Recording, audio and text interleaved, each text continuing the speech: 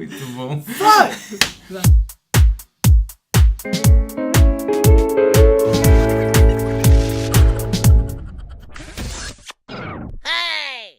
Olá, eu sou o Ícaro. E eu sou a Alana. E você já parou para pensar que muitas vezes, em algumas situações, os nossos pais tendem a ser muito chatos? Eu não diria chatos assim, mas tem uma diferença gigantesca do pensamento da galera da geração mais velha para a galera da geração mais nova. A gente tem hoje alguns problemas sempre dentro de casa nas diferenças de gerações, justamente porque nós somos criados em momentos históricos diferentes. É por isso que há tanto conflito entre pai e filho, entre neto e avô, por exemplo, porque o momento em que a pessoa cresce e que ela vai realmente firmar os valores para ela carregar o resto da vida são nos primeiros anos. Então a forma como ela é criada e o momento histórico em que ela nasce vai refletir diretamente na personalidade dessa pessoa e na geração dela, né? É interessante analisar que quando os nossos avós nasceram, nem a televisão existia. Eles viram a televisão ser ligada, viram a televisão ser do preto e branco para o colorido. Quando eu nasci, por exemplo, o computador já era uma realidade, né?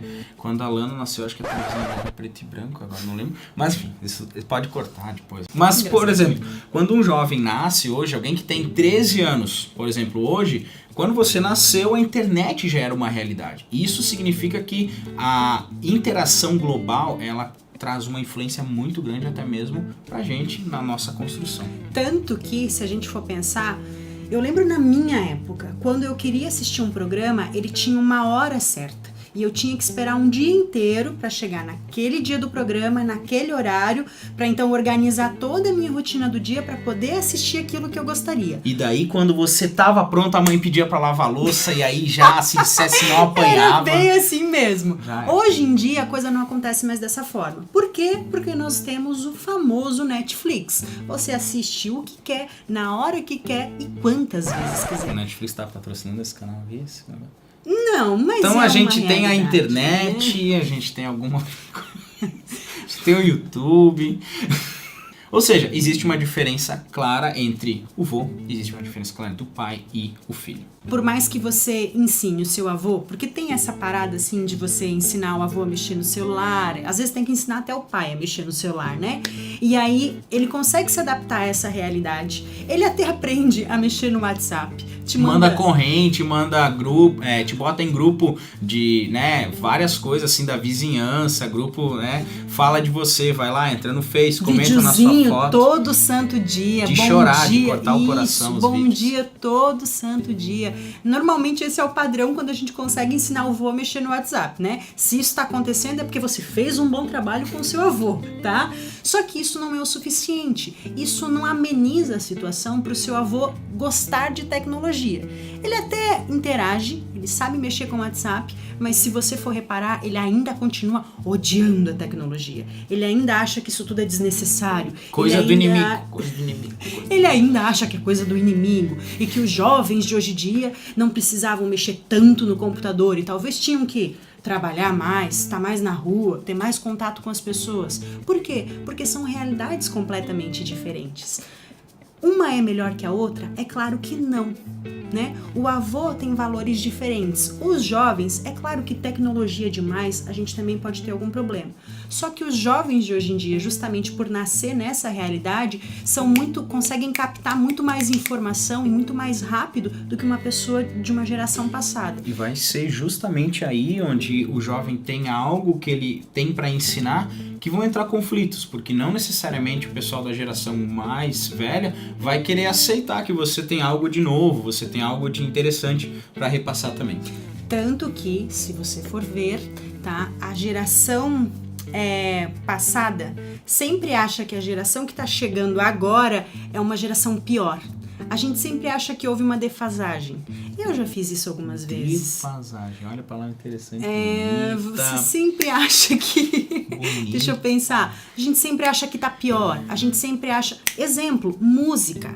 A gente sempre acha que as músicas estão piores, que agora tem coisas muito mais escancaradas, que as músicas de antigamente eram melhores. Em algum momento da sua vida você vai criar uma distância das figuras de referência, pai, mãe, responsáveis. Né? Porque você quer criar a sua identidade, você quer ir atrás de quem é você.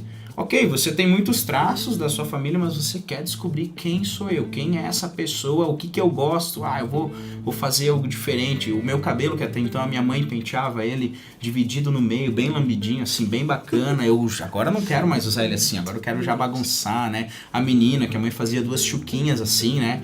Não, agora eu já quero usar algo mais, né? Nem vou mais pentear o cabelo quando eu acordo de manhã cedo. Agora né? eu jogo pra trás e tá tudo certo. Isso.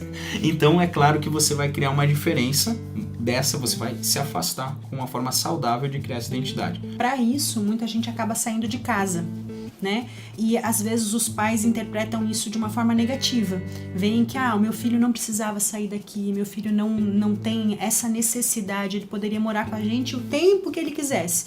E vê isso às vezes até como rebeldia. E não necessariamente que isso é uma rebeldia. Tudo vai depender da forma como você faz isso. A distância, ela é saudável, só que é claro que não dá para ser uma distância muito grande, a ponto de você não considerar mais o que o seu pai e a sua mãe fala, a ponto de não considerar mais os valores da sua família. Aí a gente tem um problema. Então não dá nem para ser muito lá e muito cá. Não dá para você sair e não considerar mais nada da sua família, só que também não dá para você viver a vida inteira dentro da casa dos seus pais, com os valores deles e com as regras deles. Porque em algum momento tem que criar a tua própria identidade. E olha só, uma coisa muito interessante que eu me liguei, eu acho, é a questão daquela música do Pais e Filhos, do Renato Russo, onde ele coloca lá um refrão. Você diz que seus pais não lhe entendem, mas você não entende os seus pais.